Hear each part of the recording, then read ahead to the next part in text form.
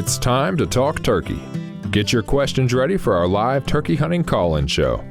Phone lines are open now, and the number to call is 1-800-944-4664. Yeah, we got one. Sweet. A muskrat? Yeah. Good job. What do you know about that, man? That's a good fish, man.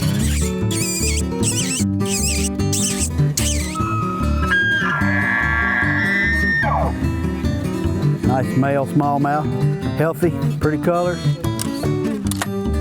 Cody, here. Find us one more good pheasant, Cody.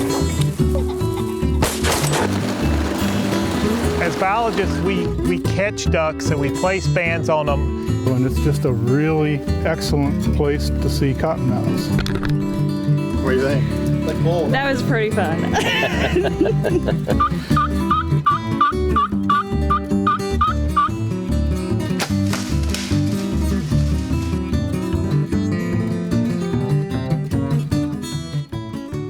Hello and welcome to Kentucky Afield. I'm your host, Chad Miles. Tonight we have a super exciting program for you.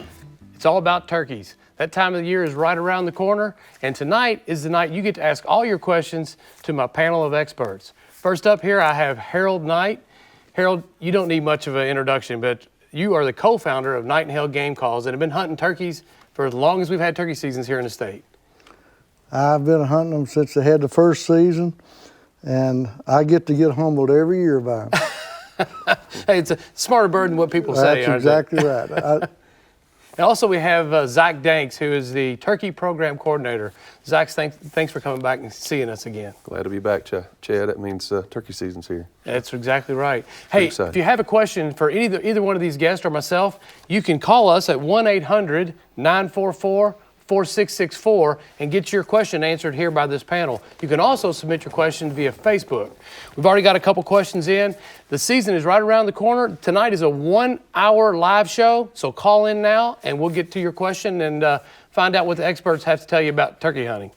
All right, let's get started. We got Bob from Todd County. Wants to know, what is the best shotgun to get a youth hunter started in turkey hunting? What do you guys think? 20 gauge, that's my experience. 20 gauge. And what type of choke would you recommend? Full.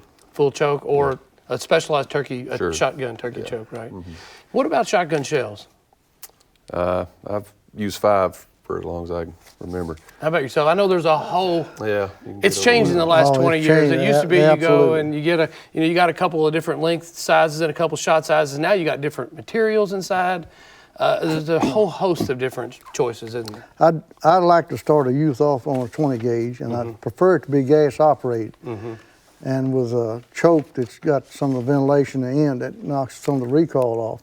And a lot of these young hunters are scared to kick. And a lot of these shells are loaded pretty heavy for 20. Yeah. So, you got to get that turkey, in 30 yards, no further than 40. And most of the shells now will kill a turkey that far. And I do not like a real full choke because, just real tight, because I see a lot of these young kids missing turkeys because of the choke. It's so tight. At 30 yards, a lot of them is like this instead of, like this. So, it's amazing how many people you see go out with a long-barreled single-shot style gun, and those kick the hardest, don't they? Absolutely do. I mean, if you get a gas-operated gun, it will reduce some of the felt recoil for a kid. It will, and that'll help a youth. And sometimes people do that, I think, because for the safety aspect, first time shoot. But you only got to put one in. You can do the same thing and just put one in a semi-automatic. You can, and I notice a lot of these kids will have a stock too long, and they can't get it up on the shoulder good, and they have a tendency to raise the gun barrel up and maybe shoot over. Shooting over, yeah. All right, Daryl from Facebook. What are the chances of seeing a lengthened fall shotgun season? We could consider it. At this point, we have our 2 weeks are kind of midway for states in our region as far as opportunity goes. Traditionally, in turkey biology and management, you can harvest up to about 10% of the population. That's always been the rule. Given the stabilization of populations and declines in some states, I know a lot of folks are actually getting more conservative with fall seasons. So, you know, it's not tops on our agenda. Not saying it won't happen. We could. Right now, there's a weekend, and then there's another week-long season, correct, in the fall for shotgun turkey season? Is that how it runs now? It's 2 full weeks. 2 full weeks. Yeah, Okay, so one you got in October and one early December. And it really is an underutilized hunting season, isn't it? Yeah, it's very fun. It's a whole different way of hunting them. I'm sure. Does that count? Talk about it. Your fall harvest counts. Does that count? You get 2 birds a year, regardless fall or spring. Just you get 2 in the spring and 4 in the fall. Oh, is that? But you can shoot hens in the fall. Yeah. Okay. Right. Yeah. So two. That's one of the questions I know we're going to get. Everybody's going to want to know when is the season and how many birds can you get, and that hasn't changed. Season dates fluctuate a little bit based on the calendar. Right. Youth turkey season is right around the corner. Sure. When is our youth weekend? This year it's April 7th and 8th. Some years it's the 1st of April, but it's the way our regs are written this year. It falls on the 7th and 8th, and then the following weekend, the 14th, is opener of the general statewide season. So youth season is April 7th and 8th, and then it opens up to the general season on 14th, and it runs all the way to the May 6th. You're allowed 2 birds, but only 1 per day. That's right, one a day. All right, let's get to our next question here. Timmy from Hart County, when archery hunting turkeys, is it best to shoot in the head or the body? This is an interesting question right here. Have you done much turkey hunting with a bow? I've killed several turkeys with a bow, and I've noticed that when I shoot one the right way, not in the head, because I can't hit one in the head, but I'd like to get a turkey sideways and shoot right up over his leg in that wing patch on a turkey's wing there. And it don't, you don't have to have a great big wide broad head, I've noticed. I use just a regular 3-bladed broad head I deer hunt with. Is it a fixed blade or an expandable? Just a fixed blade, or expandable, either one, turkey. And I find out I've had real good luck if I shoot them right up over that leg. Right up over If you don't shoot them in the breast, or don't shoot them looking to you at the beard. If he's turned away from you, you might shoot him in the center there of the fan, and that's a good place to shoot them. But don't shoot them in the breast. A lot of the targets that you buy a full turkey target, that's exactly how they'll have them either turned to the side a lot of times, or they'll have them turned away from you. That's right. And you're really shooting when it's full fan, you're shooting right in there. Yeah. All right. Parker from Woodford County, can a hen have a beard, and if so, how rare are they? Yes, they can, and typically, well, our harvest last spring, for example, we had 1% of 33,000 bearded hens. So in a population, it could be, I've seen reported as high as 10%, but I bet you it's more like 2 to 5. Yeah. So I see lots of bearded hens. And bearded hens are legal to take. They are. The way the reg's written, it's bearded turkey, right? It doesn't say a gobbler, it's a bearded turkey. So a hen is legal to take during the spring season.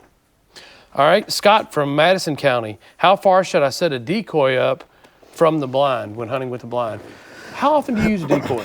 I've used a decoy a lot over the years, especially when I got some youth with me or some people that can't get around good. I'll set a blind up or make a makeshift blind and set a decoy out. And I like to set the decoy out in good shotgun range. Don't set it out of shotgun range. And 30 yards, 35 yards. And I like to face that decoy to me, and that turkey's going to come around and look him in the eyes. What he's going to do. Have him turned away from you, so you may be able to get away with a little more movement. That's exactly right. And he'll fight that decoy most of the time, and he'll strut around him, and an old gobbler's pretty quick. He's quicker than a bluegill, I tell people. you can miss one in a hurry. Oh, yeah. And while he's bouncing around fighting that decoy. If you can get a gobbler to come in and attack your decoy, that's better than a day of taking a gobbler, isn't it? I mean, to see that fighting and that level of excitement right there in front of you it's hard to match. That's fun. It's lots of different ways to turkey hunt, and that is one way to do it. It's a good way to hunt in the afternoon around a field or something too. Kyle from Facebook wants to know if you're allowed 2 bearded turkeys per spring season, why they're not allowed to be taken on the same day. What's the reasoning for that? It's just a way to protect the population. It's been a tradition in our state going back to our early seasons. So there are other states that do 2 in a day, but I think for one thing, it spreads it out and gives everybody a chance to do it. And if you're an ardent hunter and get back out there the next day. You wouldn't want it to be done really quick anyway. You want all the fun, excitement to be done. I'll tell you something I've always done over the past too. There's nothing uncommon to see several gobblers the first season strut up to you. Be 3 or 4. More than likely they're out of the same hatch. And I try to shoot the non-strutter. Okay. The gobbling turkey, I save him because I want to go back and hear him gobble again. But there's always one there will be the looker, I call it. Yeah. And that's the one I usually shoot and leave the strutter where he'll strut and gobble again. That's really interesting. So you're leaving the most excited bird. But most of the time that strutter is the biggest turkey. Yeah. But I'm not after big. I'm just after adult turkey. I'll be honest with you. Yeah. Well, that's a good way to look at it. This is a good next question here. Nathaniel from Shelby County wants to know what's the best method to take a new hunter turkey hunting.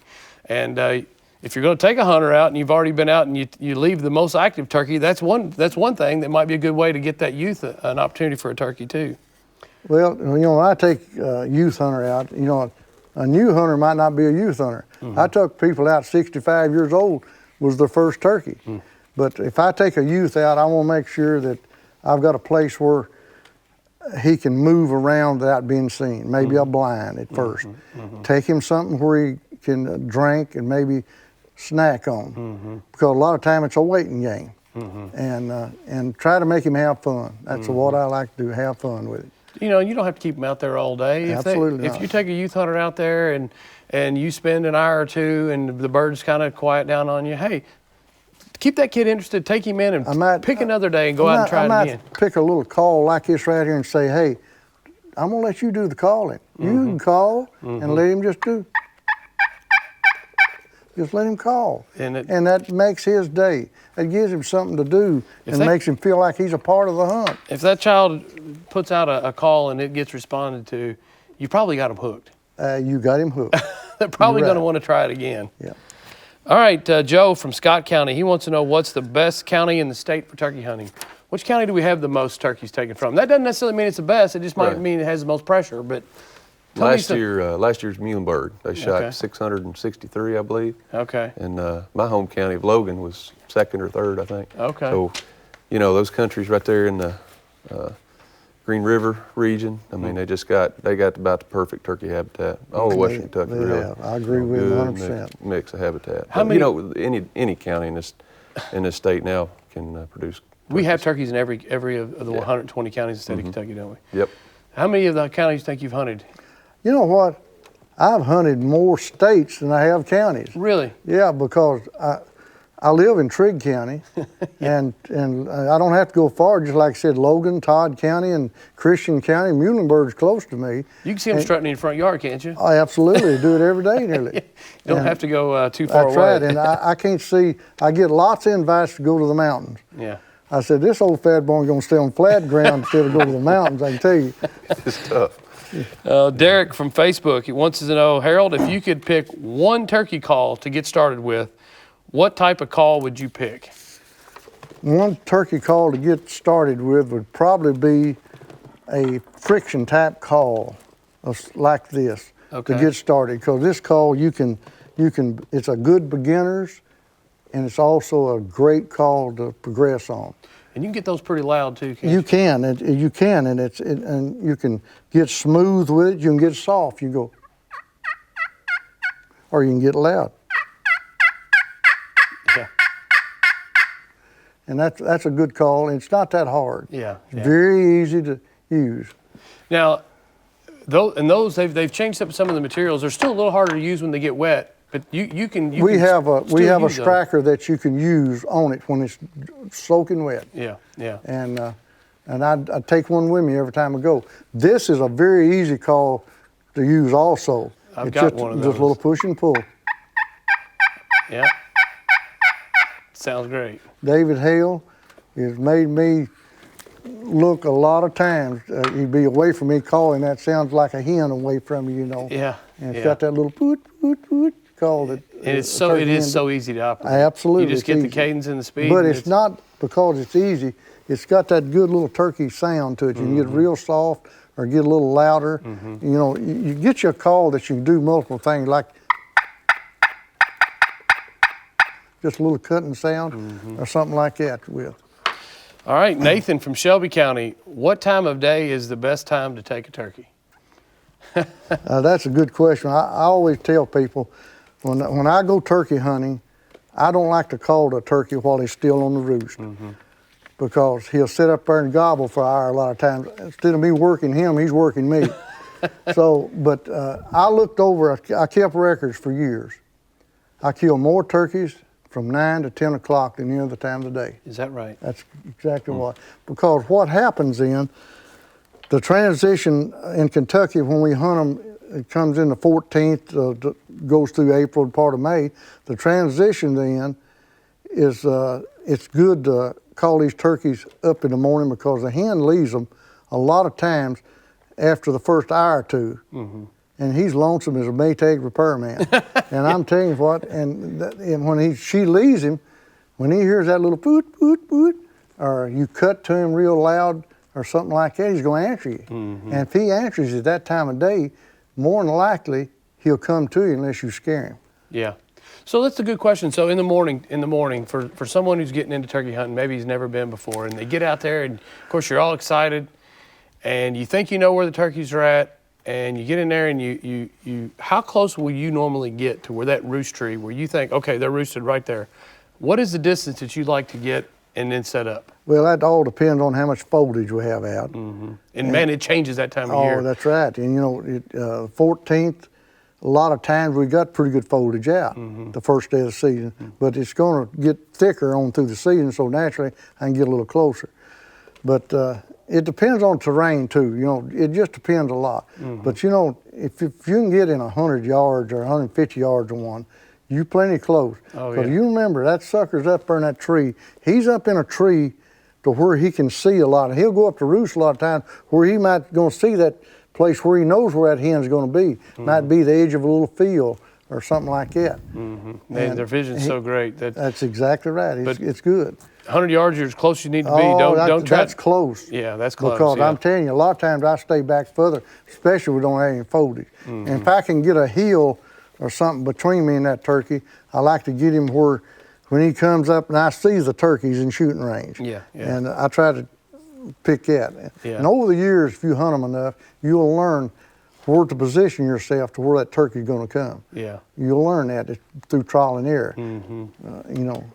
I don't know if you saw our fall turkey hunt this past year when we were too close. We had set up a blind a week beforehand, and it was great footage. But when those turkeys hit the ground, they were in range. They flew right to our decoy and literally hit the ground. We were like, oh my gosh, we got a little tight on them. Yeah. But it turned out to be an exciting hunt.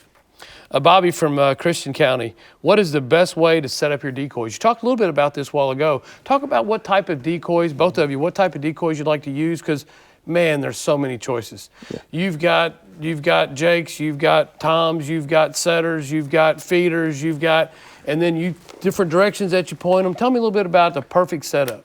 Well, Nightingale came out with one of the first full-body decoys called Pretty Boy. Big old gobbler decoy. And my idea of a decoy, I like to put a gobbler out and at least one hen, maybe two a lot of times.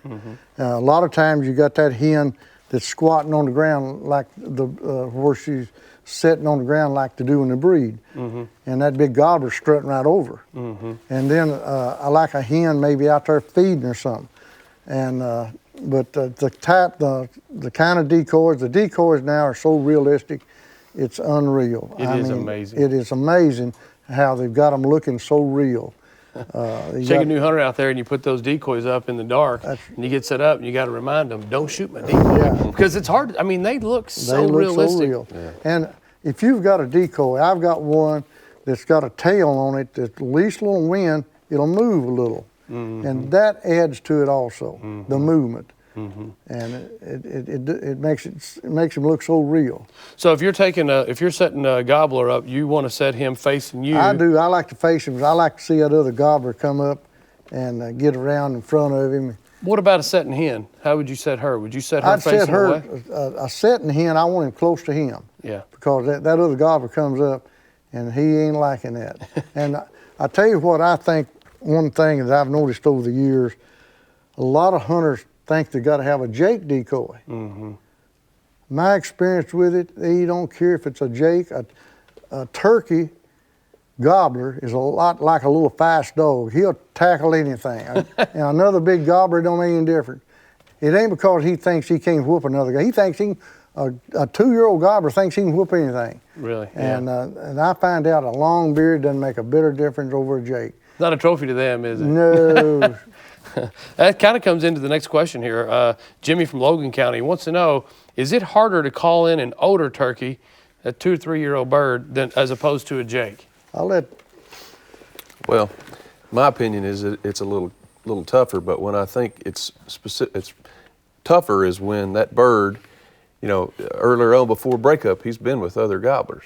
So if he's had 2 or 3 of his buddies killed, and he still knows where the hens in his vicinity are, he has no reason to gobble that much at that point. And actually some research down in Louisiana last year or two with GPS collars on these turkeys, really neat work, but that's exactly what they find out. So, and a lot of times when all but one big bird gets shot, then he's got the hens. He's maybe harder to work from that, but I'll let Harold say his experience. Our experienced gobbler is the toughest one to hunt. You can take a juvenile gobbler, which we call a Jake. You can shoot him, miss him 2 or 3 times, and he's going to act like a 3-year-old. And what makes turkey hunting so difficult a lot of times is how they've been scared, shot at, and maybe it's like he was talking about one being shot around another one. Can they comprehend that?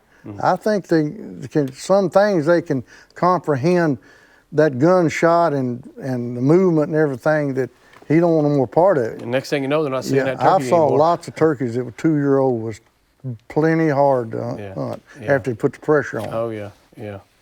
Chase from Frankfurt, what would you do when a turkey is gobbling and commits to you, but then gets hung up?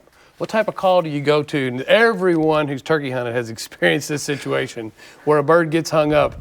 And there's a lot of reasons that could happen, but if a bird's just coming to you and there's not an obstacle of any sort, a fence or nothing, and just hangs up, what type of call would you guys go to? Well, first of all, I think he's set up wrong. If you set up right, and you'll learn that over the years, if you set up right, don't get where a turkey can see 100 yards in front of him and expect him to walk right up.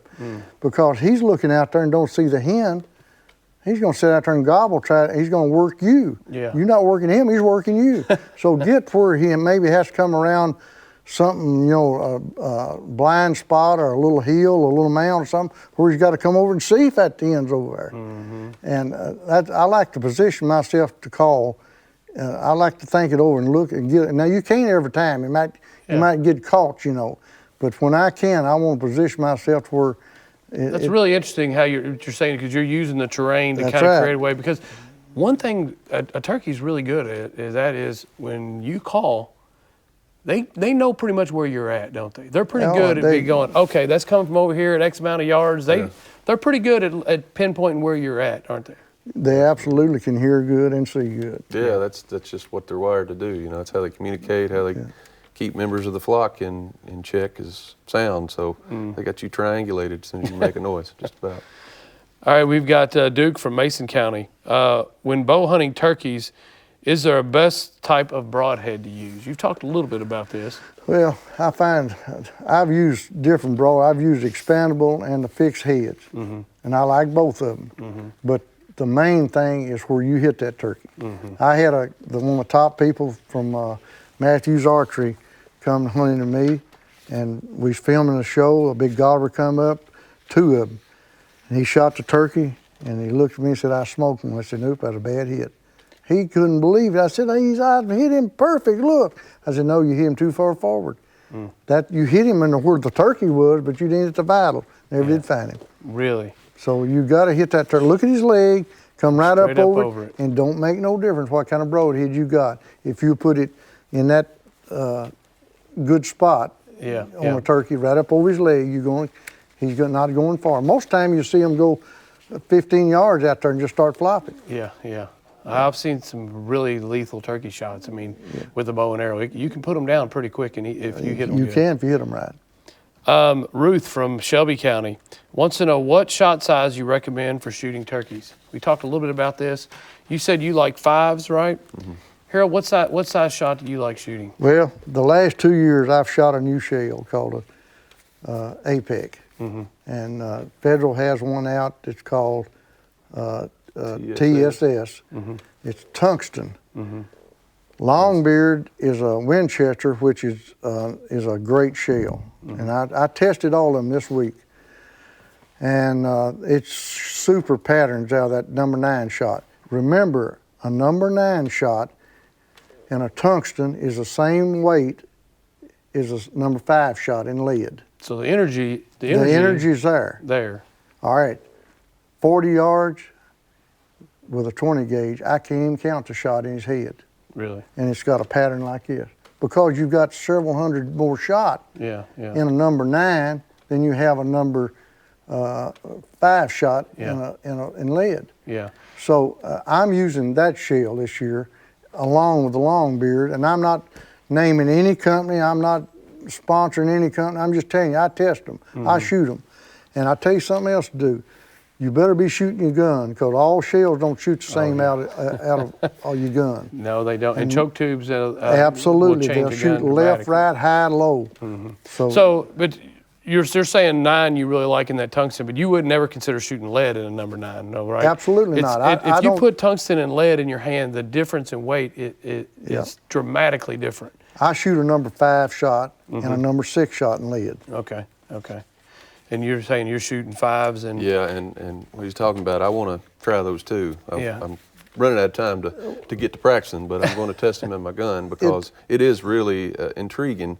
I think it's going to... I kind of feel like that's the way of the future. Oh, yeah. And I think people will be real effective. What I hope they don't do, though, is just start inching out too far, because not only are you apt to wound turkeys if you start trying to take those long shots routinely, but it's a safety concern. That's what gets me over all that is the safety, because this shell has got a lot of kinetic energy a long way off, and you know, you might identify your target shooting, but it might be something on the other side you don't know is there. Exactly. Yeah. If you want to ask us a question, you can reach us at 1-800-944-4664. Hey, we've had some great information. We're talking safety. While we're here and talking about the whole aspect of safety, you've got something here. It's not new. It's been around for a couple years, but man, this can be super, super effective. Tell me a little bit about what you've got sitting here. You know, doing different seminars and talking to turkey hunters all over the country, there's more questions asked me now. The 2 questions asked me is spring hunting is a fan. Yeah. And in the fall, they don't want to know about the fall training. They want to know what to plant for them. But anyway, this is just a homemade, this no commercial, nothing. I take this right here a lot of times, you just, if a turkey sees this, I mean, a lot of times I put a little realistic sound like. So you just attached a little call? I just put a call. little call on the back of it, and a lot of times I take this little stick right here, and I might want to stick it up, you know, like it right there and sit down behind it. And I always got me a little place where I can see through it there, but you can't believe how close a turkey will come to you. Now this is called reaping. There's a couple names for it, but turkey reaping is what a lot of people call it, right? Right, it's just fanning. Now, a lot of times I'll take just a fan, fold it up. I've got one, I can take all the feathered meat off of it and put it up, you know, in my pocket and fan it out. But this right here is I tell you what, I watched it last year, the year before. It's unreal what it'll do. Now, do you move closer to the turkeys with this here? I can take that and walk right to a turkey almost. It's amazing. It is amazing. Somebody said, I thought they were a smart bird. I said, they are. But I said, there's something about this just fascinating. But I'm going to tell you something. I'll hunt it in that Land Between the Lakes this year. I will not take it to Land Between the Lakes. Yeah. I'm not going to take it on a public hunting area because you know how real that looks right there. Oh, yeah. That's real looking. Yeah, And- and that's why I brought this up during a safety question, because this is a very effective way to hunt a turkey. But on public properties, or even on the boundary lines of That's right. properties where you don't know who's hunting that other piece of property, this could be a very bad day at the end of the hunting day if you get that thing out and someone sees that and takes a dangerous shot. So very effective, but you need to know where you're hunting and who's hunting in and around you, don't you? You got that right. And I tell you what, you talk about identifying your target. I always tell a turkey hunter, identify your target. That is a target. Yeah. And I'm telling you, it could be dangerous. And I think about that when I go, and I do not take it on public hunting areas. And getting it in and out of your hunts as well. That's right. So you got to really be cautious with these, but they can be super effective. We don't have any rules on not using these on public property, but No, you we definitely don't. wouldn't recommend it, would you? Not on public. Yeah. I mean, you really need to know who's around you. Yeah. It's real popular in our meetings with other turkey biologists across the country. It's a hot topic because some of my older colleagues that have been around a while, they remember when safety was a concern back when a lot of states first got their season. And they just don't want to see those same kind of problems. Yeah, we don't want to have again, so- any accidents. That's I for tell you sure. what, if you talk to a person who's been shot turkey hunting, it makes you think. I know some friends of mine who's been shot. Wow. I've got a call back like this right here I gave a guy. He brought it back to me. He just said, I'm quitting. I mean, I really am. He was an older guy, and it was full of shot. It didn't kill him, but he was lucky. He didn't blind him or something. Wow. But we've got to be safe-minded. I mean, we have. Regardless of how you're calling turkeys, right. you got decoys up and you're trying to call people in. You need to be really careful about who's in and around you and identify that target. And if you're doing something like this where you got moving pieces that look exactly like a turkey, just be sure your target and make sure that you know who's hunting in and around you. All right, William from Muhlenberg County, is the population of turkeys up or down? What is our population of turkeys doing right now? It's a tough question, and it's really kind of localized, you know. Statewide level, the best, I mean, I can throw out a number, but it's gonna be a widespread because, you know, we just can't know it. We use our spring harvest as our index kind of, and we think statewide we're in pretty good shape. I mean, we really are. Our harvest is stabilized the last several years, but you know, if we had several good years of reproduction in a row, we could boom up again. But by and large, we think we've kind of stabilized, and even in some turkey stronghold counties, I'm getting a lot of reports of populations being down, and you know, there's several reasons that could be, but you know, last summer was our second down year for our hatch, our reproduction. So, you know, we hope this nest and brooding period will have us some better weather to, you know, keep the trend. I sure hope this river coming up and down, because a lot of times turkeys will nest down in those low-lying areas, and you get total nest failure when the water comes up. So I hope these rains, you don't want it to quit raining, but this massive up and downs could be really bad for turkey, and the moisture. Weather has a lot of effect on wild turkey population. You know, you got a good mass crop this year. Seems like we followed up with a pretty good turkey hatch, and. You know, I look at the weather every year at a certain time. And all that rainy weather, boy, I hate it because those poults, a lot of them get drowned out and stuff. Yeah, it can be tough, especially in the 1st of June. And absolutely. May. That's when they start hitting the ground, those little poults. Sherman from Henry County wants to know, what is the life expectancy of a turkey? How long does turkey live? Most of them don't make it to 3 years. Yeah. But they can live a long time. I mean, certainly hens much older than that have been documented, 10 years old. I killed one of the band on it in Decatur County, Tennessee, that was banded in the next county, 7 years old, had a band on it. And the band was wore pretty good too. Oh, I bet, yeah. Robert from Greene County, is it too late to put down winter grass in my open field to draw in and feed turkeys? No, you can seed cool season grasses up till probably end of April, early May. You want to get it in the ground by then. Brian from Winchester wants to know if the turkey population limits will become more liberal. We're going to start allowing more than 2 in the spring. And a lot of states do that, but we need to be really, really cautious here, don't we? Absolutely. Personally, scientifically here, based on what we know at the moment, I don't recommend going any more liberal. Some of our states to the south have had much more liberal seasons for a long time, and I dare say many of them would rather have seasons like we have because their turkey numbers are down. And our season, as wildlife managers, we have to balance the social side of things, trying to provide hunting opportunity with the biological.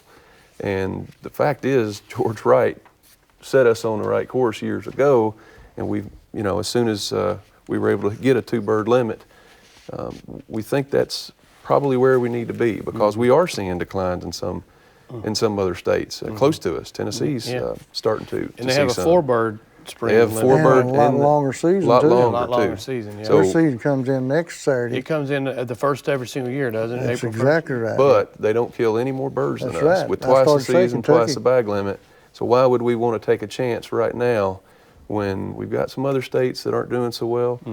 We just want to be we want quality experiences, and you can get that here. It's taken a lot of time and energy and a whole lot of people to get the turkey population to really where it's at right now. And it's not a situation where you want opportunities, you want more days in the field, but to take another bird per year to risk kind of what we've got going on is just not worth it.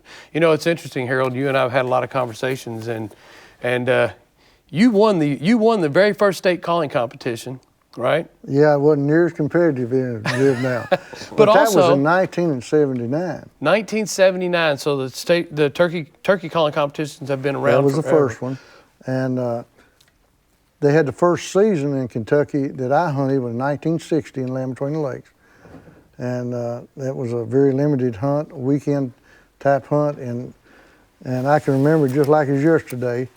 Didn't you shoot the biggest bird that time? I killed the first world record eastern turkey in Butler County. Oh, okay. And of course, it's been broken many times since then, even in the state. Yeah. But at the time, it was a 26-pound turkey with a 3/4-inch spurs and a 12-inch beard. And that's a nice turkey. Nice turkey, yeah. Yeah. But what the interesting thing is we were talking about George Wright. You guys mentioned George Wright earlier, but now Harold, you also was part of a committee that started the very first NWTF chapter in the state of Kentucky, right? That's correct. That was, I can't tell you the year, 1973 or 4, at Lake Barkley State Park. We had our first banquet. We had 600 people and turned them down. Couldn't get them in the building. Wow. And Carl Kays was the commissioner, Kentucky's commissioner then, and he was there. And what our goal was to get a turkey biologist for the state of Kentucky. You wanted someone dedicated to turkey to help manage the turkey population. For the restoration program. And the Fish and Wildlife, my hat's off to them. They went right there. They helped us. We made money up to buy cannon nets and 4-wheelers and everything we could to help them. They hired George Wright, but the dad blasted, they put him on a coon project in eastern Kentucky. So we finally got George lined out and got him back down to western Kentucky where he lived to start the restoration program for the whole state. And man, you see it, didn't you? I mean, you could see it just what's happened. Interestingly enough, here's your gentleman right now that because of that position that was available, that's exactly why Zach has got this position. So not too often you get to look over to the side and thank the man who helped start that position. Zach and I talked about earlier. We both love George Wright. Yeah, oh yeah. I didn't agree on everything George done, but I guarantee you I love the man.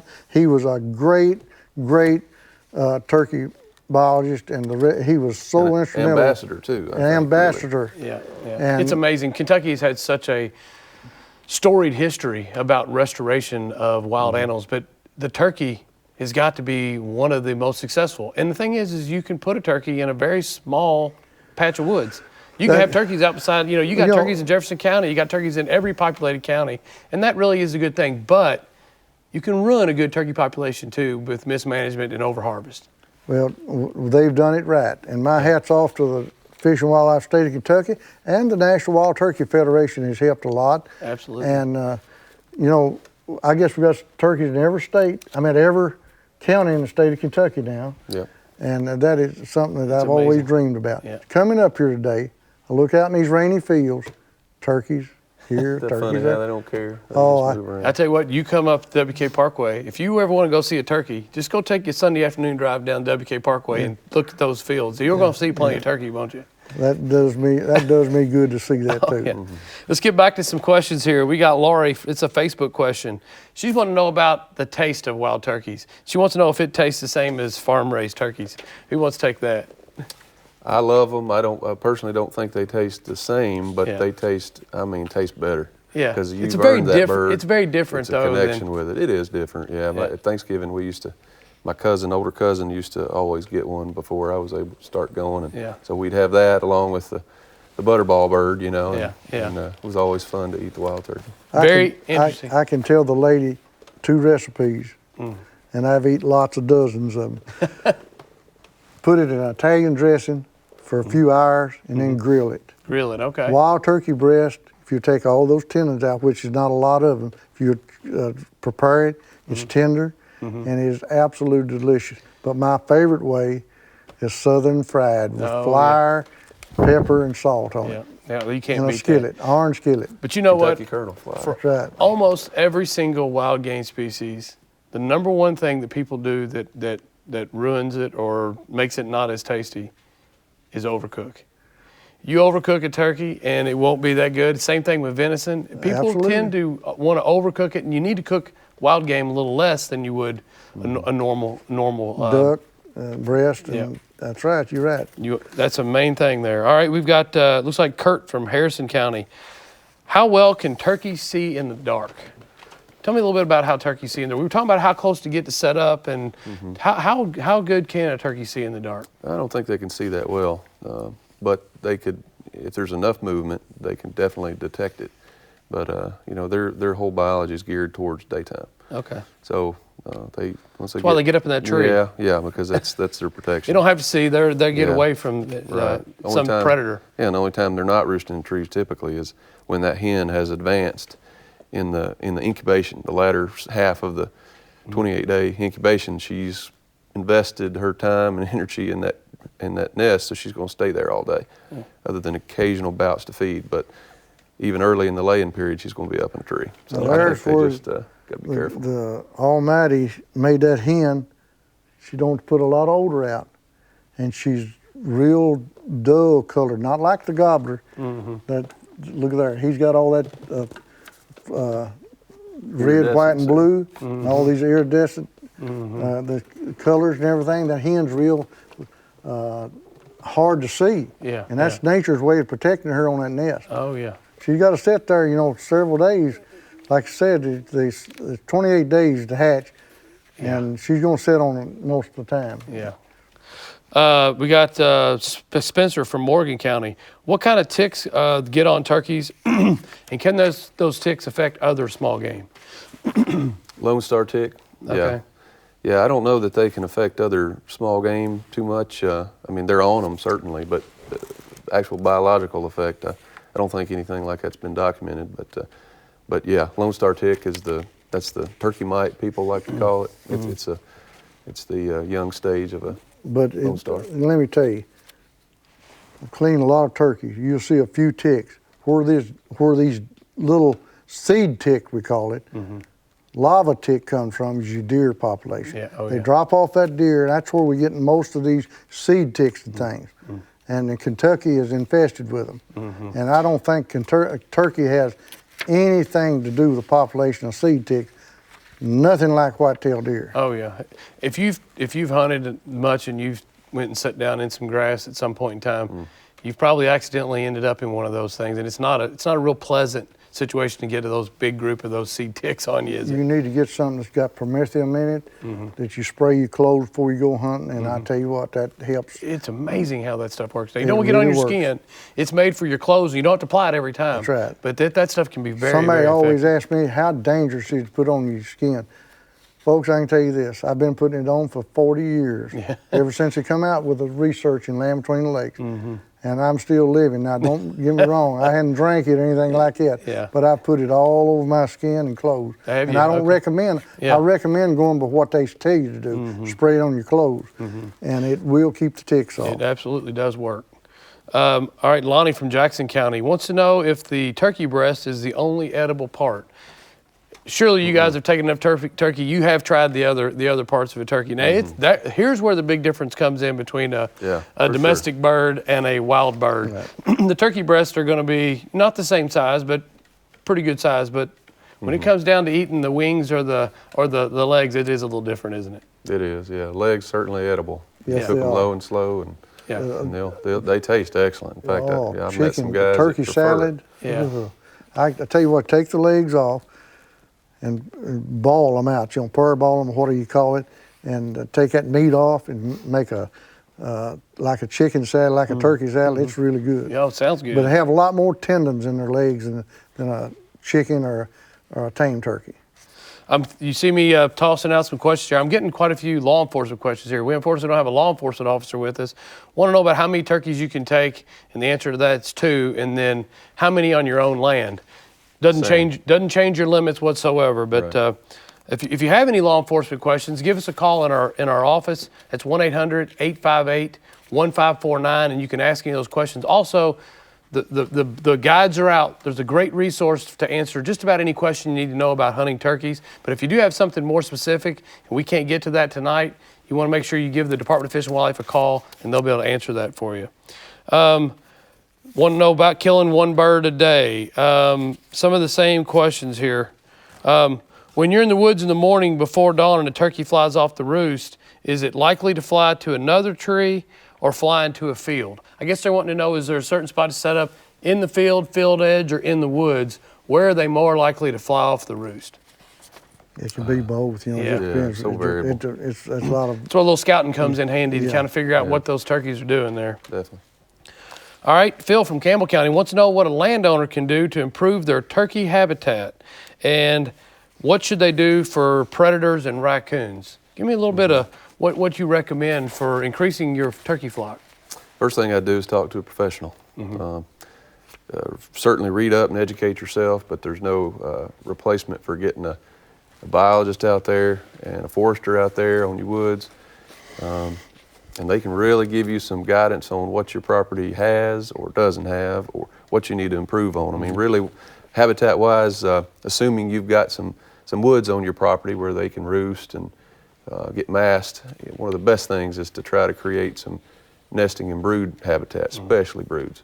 That's typically lacking. You know, we've got a lot of fescue fields, and fescue's got its uses, but it's not the best for harboring the insects that young poults are just dependent on. So everybody likes to do food plots, and that's okay. That's really good, but it's more beneficial from a brood standpoint. So you really want to work toward that type cover if you don't have any on your place. All right, that's good information. to know. Clover is a great crop to put out for turkey, because they eat insects out there, and they also eat that clover. I put a dino white clover, and I really have a lot of luck with that for turkey. It's amazing when you dress a turkey out and you go in there and look what they've been eating. I always look and see It'll what be they plumb full of something, whatever they're feeding on. Winter wheat, clover. Yeah, and I will say too, along with that, if you can fallow that field for 2-3 years, I mean, to keep a clover field going, you're going to have to keep it mowed, and that's good, you know. But some food plots, if you got some areas, let them go for a year or two, because weeds are just, I mean, turkeys like weeds. That's what they ate before we started bringing clover in here. So they like a mix, you know. So making it just the most beautiful turkey, clover may not be the best. Well, you want a mix, you know, put a because mix just like in there. us, they want some variety. All right, we got a lot of questions about calling. You know, we normally don't get a ton of questions about calling, but we brought you in today, and we're getting a bunch of questions on calling. We've got a question here from Roger from Marion County. Wants to know about using a gobbler call. When is the time to use it, or do you often use a gobbler call? I use a gobbler call some. You know, again, I'm gonna watch where I use it, but I've had good luck at times with gobbler call, and it's not my first choice call, but it is a call that I do use some. So what time of year would you use a gobbler call? In what situation would you go to that? You take I've used it using a fight and purr call. You know, something where giving a little, like turkeys are fighting, you know, and then gobble with it something. Okay. And you know, a lot of times a gobble call is different from what you think. It might be a real loud call, or it might be a call that's fairly soft. You know, something that you can gobble with. You know, like a jake gobble. You know, a jake gobble is, here you go. You know, something like, you know, something like that. Do that with it. That's pretty impressive. You Yeah, gobble yeah, with that but diaphragm anyway, call. just something like that, you know, you do. And that's a gobble, but he's probably thinking of a loud, booming gobble, and I do that also. But try to sound like that young turkey a lot of times, and especially that fighting sound like that. And I've had turkeys come in to me using both of them. Okay. Wants to know what the age limit is on youth for turkey season. There is no. There's not a limit, right?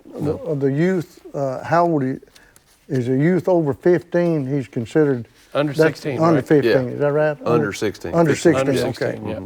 Yeah, 12 to 15, they got to have their youth. You got to have their permit. Yep. Randy from Hopkins County wants to know. He says he has a walnut box call that you made years ago. Do you still make some of your own hunting the calls that you hunt with? I do. I do still make a few custom calls, you know, and stuff.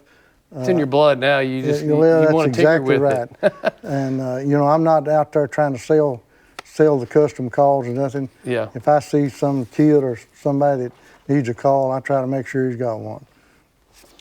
What is the best way to cook a wild turkey? We've some talked about deep frying. Some say saute. We talked about grilling. All of them are good. Hey, experiment with it. Try it. You never know. You may come up with something you like. I tell you, the time to cook wild turkey too is when you ain't got any company. Always cook it when you ain't got a lot of company. Give it a try on your own taste buds. Hey, we're getting tons and tons of questions. I wish we could get to them all. Obviously, people are wanting to ask you a bunch of calling questions. We're going to get to a few more of these. And hey, have a good season this year. Get out there and shoot that gun. Pattern that gun and make sure it's doing what you want it to do, because there's nothing you can do to prepare more than make sure your gun's doing what you want it to do, is there? Oh, absolutely. You got to know where your gun's shooting. Yeah. Confidence-wise. And I tell you what, these guns all don't shoot straight. No, that's right. That's exactly right. I tell you, this time of year too, this is the best time. If you got to commute back and forth to work somewhere, put that call in your vehicle, especially if you're a mouth call. There's not a better time to drive up and down the road. That's exactly especially when right. you're by yourself, you won't Right. drive everybody crazy. But I know the three of us, we've all had times where you're driving up down the highway. Yeah. Put that call in your mouth and give it a blow or two when you're running up and down the highway. That's probably the best time to do it. Practice, practice, practice. Absolutely. Rick from Elliott County wants to know, will a hen turkey strut? We have very watched capable. I've watched hen turkeys over the years. I hadn't heard them drum, you know, like a old guy. I've heard them fluff up and strut around, put their head down. You know, Especially in that pecking order yeah, time. that's right. in the Exactly fall, you right. know, That's when they're doing that pecking order. Is when they're doing that, and she loves to strut around and do things. Yeah. Brandon from Mercer County wants to know how big a turkey is for, the territory is for a tom turkey. What type of area will they roam? It's going to vary, you know, during the year seasons, but of course winter is their biggest home range size of the year. You know, it could be a square mile. It could be two. You know, and then as you progress into the summer, it'll probably be less because they're going to go where succulent vegetation is. They're going to move so to the food. That may be some prime fields that they find. Turkeys don't prefer to fly, but I've seen turkeys fly a lot further than what people think they'll fly. I've seen them cross lakes, and I mean, they can go pretty, if they want to get up and take off and go pretty good ways, they can move, can't they? They sure I've seen them fly a long way, especially after I've messed up. Jonathan from Marshall County, he wants to know how important good camouflage is when turkey hunting. He wants to know if he could still use his Army-style camo. Absolutely. Yeah. When about movement, I isn't it? first started turkey hunting, there wasn't no such thing as camouflage.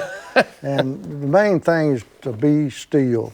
Now, blend in with your surroundings. And camouflage does help, absolutely does help. But being still. I still like wearing my Dad's hand-me-down, Yeah. some of the first real tree or Yeah. woodland camo. I still like doing that. Got a question here about what's the chance of a future spring archery season only? A lot of people kind of want, the archers always want their own season, so has that ever Yeah. been thought about or considered? Yeah, it has. I got some comments on that before. I mean, it's possible it could, but you have full opportunity now to use a bow, and I encourage people to do it. It's really fun. It's really challenging, especially with a partner. If you're able to partner up and have that guy calling, it's a good time to try that two-man It's a method. lot of fun But to do that, isn't it? yeah, I honestly, simplicity is sometimes the best path, and we've got a very simple, consistent season, and I personally prefer at this point to keep things like it is. It's an interesting thing.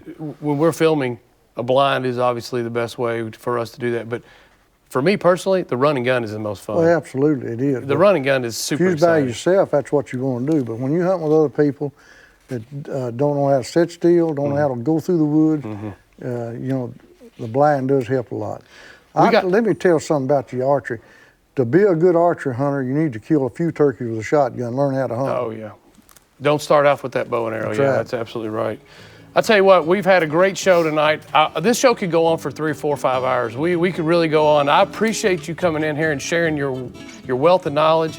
I appreciate you, Zach, for all the work you do year long. This is the time for everyone to get out and experience the fruits of all your work. I thank you for doing that. Hey, everyone have a great turkey season. My pleasure, Zach. Hey, Kentucky Afield, we're going to be on here for the next few weeks. Join us every single Saturday night. We're going to be bringing new shows your way.